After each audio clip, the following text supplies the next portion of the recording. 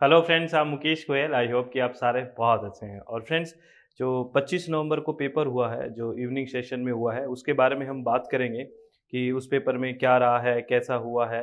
Sir ये बातें करेंगे, ठीक है? और ये सब मेमोरी बेस्ड है फ्रेंड्स। हमने स्टूडेंट्स से जो बात की है उनकी हिसाब से ही मैं बात कर रहा हूँ, जो उन्होंने बताया है, ठीक है ना फ्रेंड्स? तो पेपर में ऐसे जैसे अपन ऐसा नहीं है कि आप टेंशन लेके बैठ जाओ इस चीज़ से, बात समझ रहे हो कि कैसा पेपर हुआ, क्या हुआ।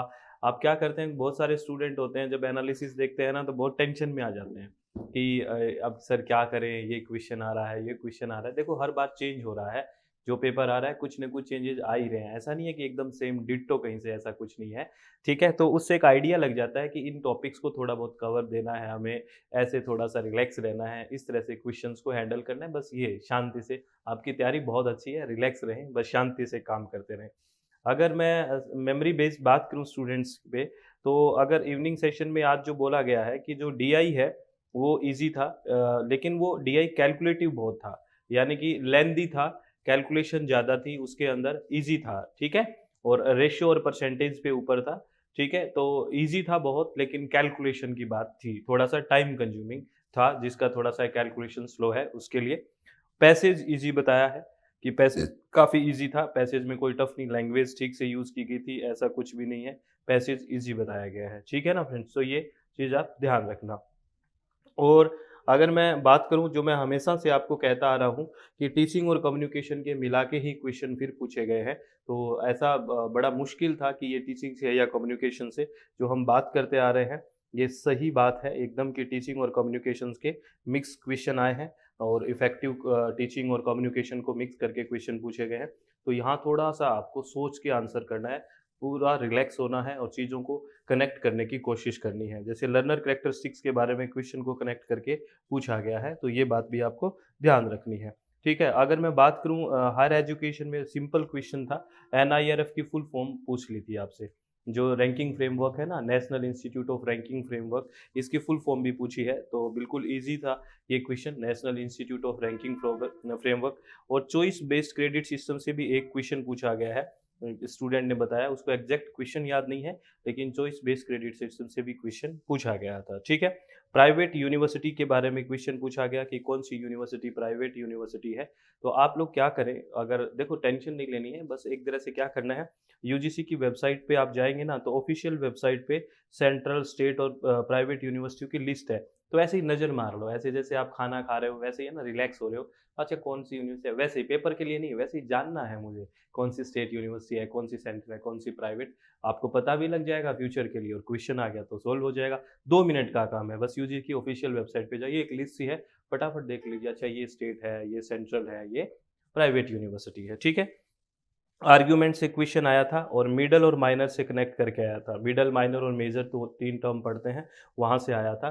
तो आपको पता है मिडल टर्म है वो कंक्लूजन में नहीं होती, प्रेमिसेस 1 और प्रेमिसेस 2 में होती है, जबकि मेजर और माइनर है वो टर्म हम कंक्लूजन में देखते हैं। ये सारी बातें हमने की है, तो ये यहाँ से क्वेश्चन आया। स्क्वायर ऑफ अपोजिशन से भी क्वेश्चन आया है फ्रेंड्स, जो हमने बात की है ना, और ए-ई-आई-ओ से रिलेट करके, जो मूड है उससे रिलेट करके स्क्वायर ऑफ अपोजिशन से क्वेश्चन आया था।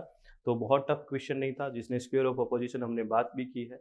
कल ही बात की थी लाइव कि स्क्वायर ऑफ अपोजिशन में क्या-क्या डेफिनेशंस होती है, ये सारी बात की थी। ठीक है? अगर आपने वो वीडियो देखा हो तो। और अनुमाना का सीक्वेंस है, इसके बारे में बिल्कुल ईज़ी क्वेश्चन हमने किया है कि पहले क्या आएगा, फिर क्या आएगा, जो प्रतिज्ञा और वो सीक्वेंस हम पढ़ते हैं ना, वो जो लास्ट में हम एकदम कंक्लूजन तक चले जाते हैं, वो सारी चीज़ें हमने की हुई है। और इसमें मेरा लॉजिकल रीजनिंग पे एक कंप्लीट वीडियो है फ्रेंड्स, एलआर पे। अगर आप लोगों को थोड़ा बहुत टाइम है 15-20 मिनट का, तो भी आप देख लीजिए, उसमें मेरे को हिसाब से वो चीज़ें ठीक हो जाएगी। यूट्यूब पे ही है, logical reasoning bye Mukesh Goyal, या कुछ भी डॉक्टर मुकेश गोयल ऐसा भरोगे तो आपको मिल जाएगा। तो मेरे हिसाब से आपके लिए बेहतर हो सकता है, लेकिन टेंशन नहीं लेनी है, उसको 2 गुना 3 गुना करके सुन लेना, सारी बातें आपको रिफ्रेश हो जाएगी, ठीक है? और वाटर पॉल्यूशन में डिजीज़ से कोई क्वेश्चन आया है, मैच करना था। डेंगू भी एक ऑप्शन में था फ्रेंड्स, कुछ जो स्टूडेंट्स हैं उन्होंने मुझे बताया है कि डिजीज़ से ऐसे रिलेट करना था कुछ-कुछ, तो ये डेंगू भी उस उसमें था मैच का, तो ये भी आपके लिए ईज़ी क्वेश्चन बन जाता है, बहुत बात की है हमने। और आईसीटी में लैपटॉप, डेस्कटॉप, टच स्क्रीन ऐसे कुछ क्वेश्चन बनाया गया था। स्टूडेंट ने बताया कि लैपटॉप कंप्यूटर, डेस्कटॉप कंप्यूटर और टच स्क्रीन के बारे में कुछ क्वेश्चन बनाया गया है कि किस में टच स्क्रीन होती है। ऐसा कोई क्वेश्चन था, एज़ इट इज़ उनको ध्यान नहीं है, लेकिन ये क्वेश्चन आप कर सकते थे बिल्कुल। लैपटॉप कंप्यूटर, डेस्कटॉप कंप्यूटर में टच स्क्रीन का ऐसा कोई क्वेश्चन था, बहुत टफ नहीं था। और स्टोरेज में अब की बार पूछा गया कि सीडी, डीवीडी और ब्लू रे डिस्क में स्टोरेज को सीक्वेंस के अकॉर्डिंग सजाना था, ठीक है? तो इसमें आपको पता है, ये मैंने आंसर लिख दिया है इसका। इसमें अगर हम देखें, सीडी का जो स्टोरेज होता है वो लगभग 700 एमबी होता है, ठीक है ना? और डीवीडी का 4.7 जीबी होता है और ब्लू रे डिस्क का अबाउट 25 जीबी होता है। तो इसका स्टोरेज का हायरार्की पूछा था, तो यहाँ पे सबसे कम सीडी का है, ठीक है ना? उससे ज़्यादा किसका है? डीवीडी का है और उससे ज़्यादा ब्लू रे डिस्क का है, ठीक है ना? ब्लू रे डिस्क का। और ब्लू रे डिस्क के बारे में एक बात भी ये भी जान लें फ्रेंड्स, ब्लू रे डिस्क में एचडी क्वालिटी के वीडियो ट्रांसफर के लिए यूज़ होती है ब्लू रे डिस्क, ये ध्यान रखना। ये भी हो सकता है आपसे अलग से क्वेश्चन पूछ ले। तो जो हाई डेफिनिशन क्वालिटी के जो वीडियोज़ होते हैं उसको शेयरिंग करने के लिए, गेम्स वगैरह के लिए ब्लू रे डिस्क का यूज़ होता है, ठीक है? और सीडी से अपडेट करके ही आपको पता है डीवीडी आई थी, क्योंकि सीडी की मेमोरी कम थी, ठीक है? और ये भी पूछ लिया कि क्योटो प्रोटोकॉल का जो फर्स्ट कमिटमेंट टाइम है वो कब खत्म हुआ? तो आपको पता है फर्स्ट 2008 से 2012 चला है, तो 2012 में ये खत्म हो गया था। ये भी पूछ लिया, बिल्कुल ईज़ी क्वेश्चन था, ठीक है? इस तरह से क्वेश्चन पूछे जा रहे हैं।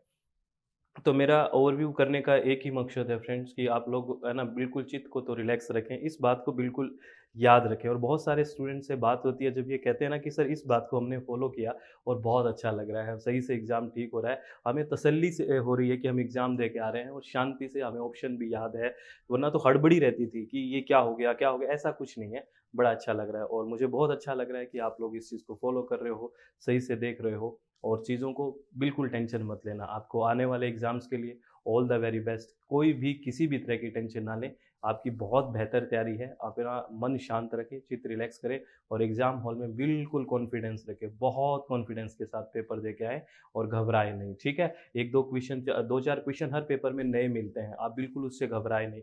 कई बार क्या होता है 2 क्वेश्चन नए दिखे ना तो ऐसा लगता है अब क्या होगा? कुछ नहीं होगा, और भी आपके पास क्वेश्चन है ना, 2 क्वेश्चन को एक बार छोड़ दीजिए, बाद में कर लेंगे, कोई दिक्कत नहीं है, ठीक है? मेरी बात समझ रहे हो? वो किसी को भी तो नहीं आ रहे, आपको अकेले को थोड़ी नहीं आ रहे। बहुत कम स्टूडेंट को आ रहे होंगे, एक आध को, तो फिर छोड़ दो ना, कोई बात नहीं। उसके पीछे जो आ रहे हैं उसको क्यों खराब करते हो? तो अपना एकदम मेंटल लेवल को शांत रखना है, चित्त को रिलैक्स रखना है और फिर अपने आप को अच्छे से रिप्रेज़ेंट करना है। क्योंकि यही टाइम है फ्रेंड्स आपकी तैयारी का, बिल्कुल इवैल्यूएशन है, मूल्यांकन है, तो मूल्यांकन में अच्छे से परफ़ॉर्म करना है, ठीक है? तो आप हमेशा खुश रहिए, all the very best. Thank you, thanks a lot friends.